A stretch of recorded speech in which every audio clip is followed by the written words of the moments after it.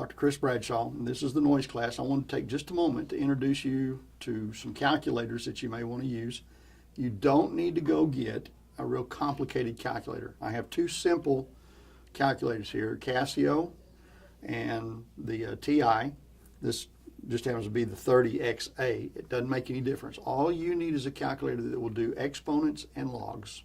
That's it. Now, what I want you to remember, though, is that each of these calculators have different, what we call order of operations.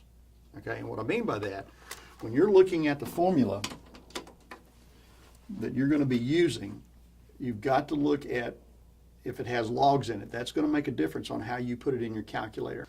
Okay, so when you're looking at the formula, and we'll use the pressure formula for an example, we have a sound pressure level is equal to 20 times the log of our measured pressure divided by our reference pressure. And this is in one of the other videos, so you can learn how to do this. But what I want you to look at is order of operation, meaning how you put it in your calculator. For the Casio calculator and some TIs, you can put it in just the way it's written. You would put 20, hit your multiplication key, and then hit log.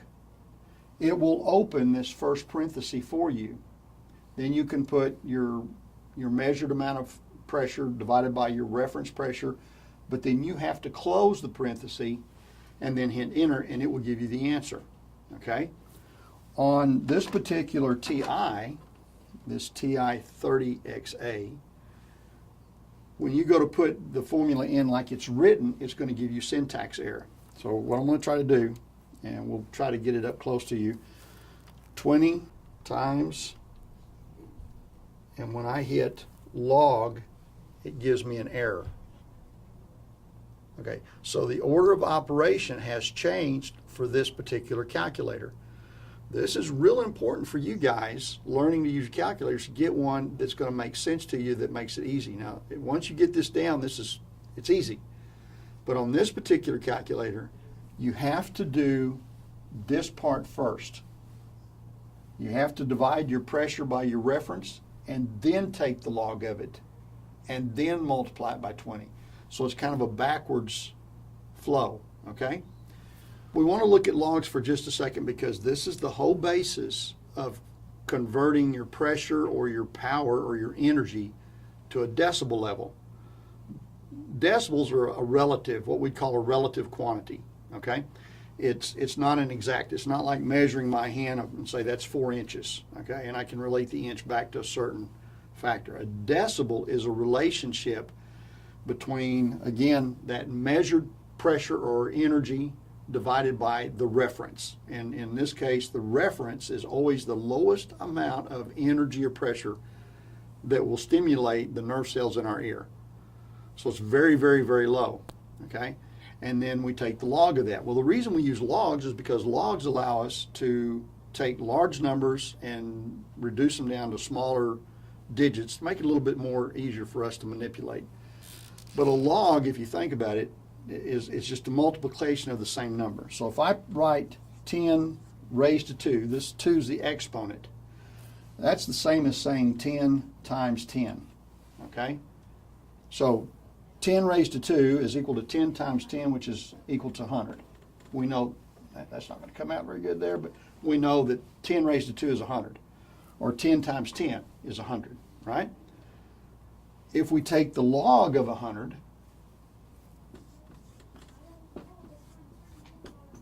it's 2.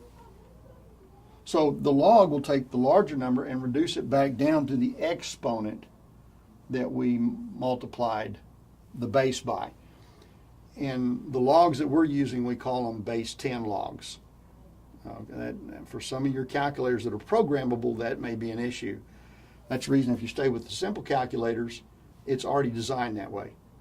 So we're going to take, you need to know how to do exponents and logs for this course. Very simple. Your calculator will do it for you. If you can do the exponent, 10 raised 2. Now, the raised 2 part, or going to this, is designated by different keys on different calculators. Another confusing thing for a lot of people, okay? On the clear this off, but on the Texas Instrument ones, there's a little YX key. We'll get to focus in on that. That is your raise 2. So if I want to raise 10, raise 2 equals 100. The little XY is my exponent key. Okay? On the Casio, it's XY, which is backwards. On some other calculators, it's the little hat, or the house. It looks like this. Okay? So we've got YX, we got the house, or we got XY. Every calculator uses a different symbol for some reason. Mathematicians can't get together on that, I guess.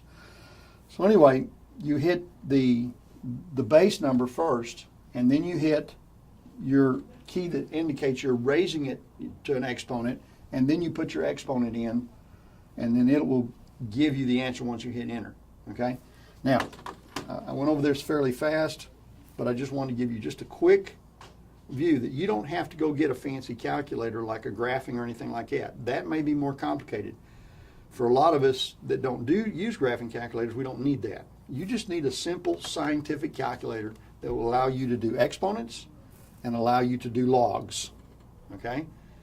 But you got to remember, you got to get familiar with the order of operation. How are you going to put it in your calculator? If you get an error, then you know you're putting it in wrong.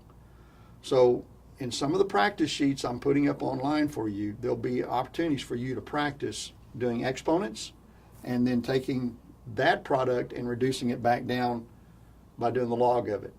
And that way, that should help you figure out the order of operation on your calculator for future math that we're going to be doing.